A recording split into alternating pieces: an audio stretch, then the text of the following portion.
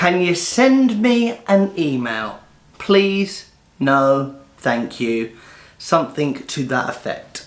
I'm going to go out on a limb and say, can you send me an email is probably the most common objection when it comes to cold calling. In this video, I'm going to talk about 2 ways that you can handle that objection. There's a couple of different ways you can place it, depends on where it comes in the call.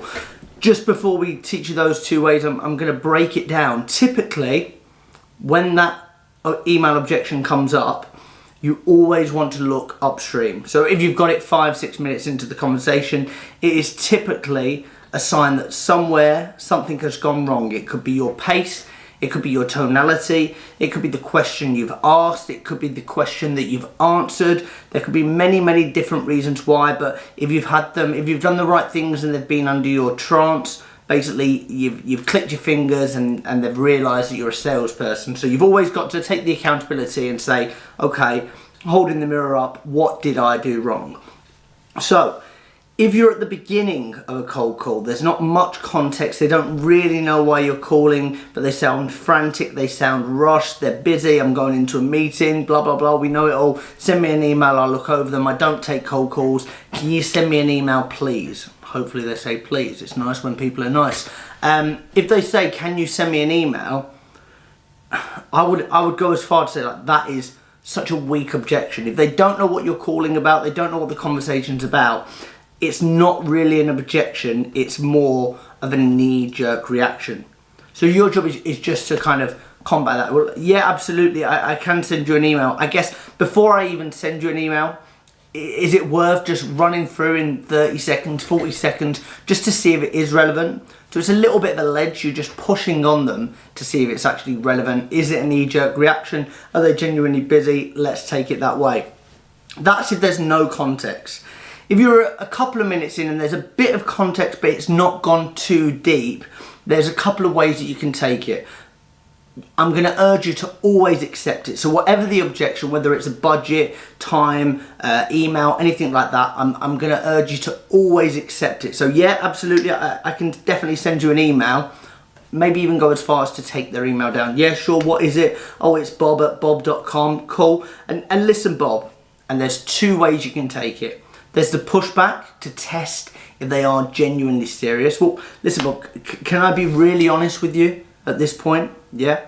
Typically, this point in the conversation, 2-3 minutes in, we've obviously not been speaking for that long. When somebody asks me for an email, it's typically a polite way of them telling me they're not interested. Now, look, Bob, I work in sales. If that's the case, I can take it. Is that the case here?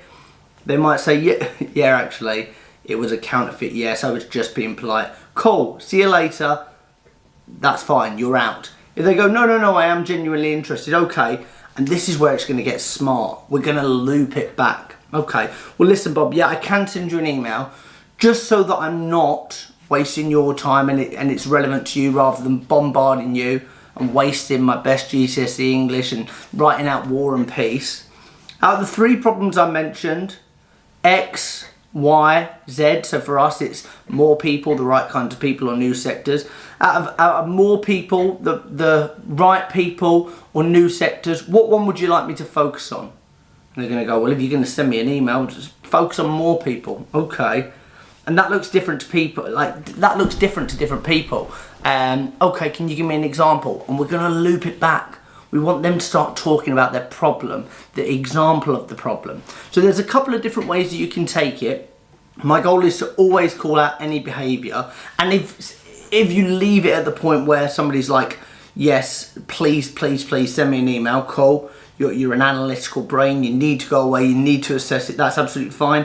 What would you like me to do next? Well, leave it with me, I'm interested. If I'm interested, I'll get back to you. Okay, can I be honest again with you, Bill, Bob, whoever you are, whatever flower pot man.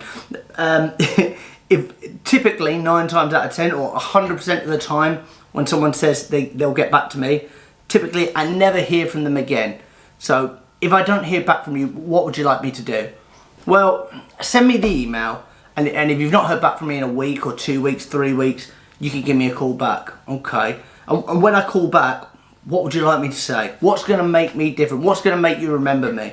Okay, I'll probably do another video at some point where we can talk about how we're going to handle callbacks and what we can do. But what I really want you to start thinking about is when you are handling the email objection, is push the buttons, take accountability, test if somebody's genuinely interested or if it's just a polite way of saying, please leave me alone. Your job isn't to go out there, cold call loads of people and collect 100 emails. You can buy data lists for that and then just spam them to death.